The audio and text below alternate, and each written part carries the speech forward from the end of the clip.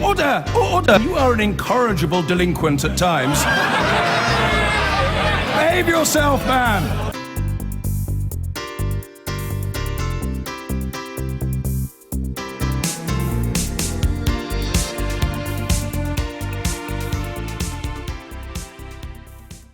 Nuclear fusion has for years seemed to be a permanent fixture of science fiction rather than a realistic new power source. And despite the billions ploughed by governments into giant fusion projects, we're still told that it remains at least 20 years away from becoming a reality. But now, a small Oxfordshire-based firm is one company in the field that believes it's very near to a major advance in fusion energy, taking a prototype reactor to temperatures 15 times hotter than the sun by 2017. Our science editor, Tom Clark, has this. In its time, Didcot coal-fired power station burned 10,000 tonnes of fuel a day. What if, in future, the same amount of power came from just 1 kilogram of fuel? And what if that future was being created at an industrial estate about a mile away?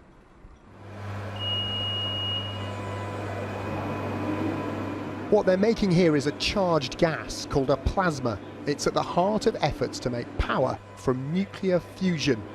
This startup company wants to be the first in the world to make fusion energy a reality. You need to keep this very, very hot gas, so a plasma, it's just a charged gas. You need to keep it hot enough for long enough for fusion to happen. And that's really tricky because the plasma is a fluid, it's always moving, and the hot stuff at the centre is moving out and you're losing the energy. We really need to keep that trapped. History is against them. Despite decades of research, no one has got close to fusion power. This giant machine under construction in France was long expected to be first. The received wisdom being that to make fusion work, it has to happen on a grand scale at costs only governments could afford. So yeah, this is where we hold the plasma, we're just keeping it. But Tokamak Energy is banking on new advances that mean fusion could be done at a fraction of the scale and cost. Advances like high-temperature superconducting tape to make mega magnets. This piece of high-temperature superconductor carries the same amount of current as this fat piece of copper. Good heavens. So when you wind these round many, many times to make your magnets, you can make much more powerful magnets in small spaces. So these ones allow us to use our more compact, squashed-up design and get the high magnetic fields that we need in that smaller space. So this is the prototype machine you saw a few moments ago making that pink plasma, and they use that to demonstrate they can hopefully do fusion at a small scale. The next step was to create this, a similar design but using superconducting magnets, making it much more compact and powerful. The company's next step that they announced today is to scale this machine up 2 or 3 times because they want to create a plasma that's 100 million degrees. That's 7 times hotter than the temperature at the centre of the sun. Until they reach that temperature, they can't achieve fusion.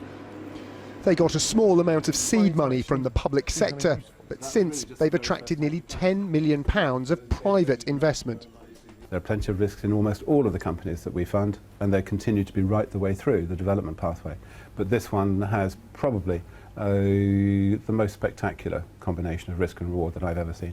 Fusion is coming.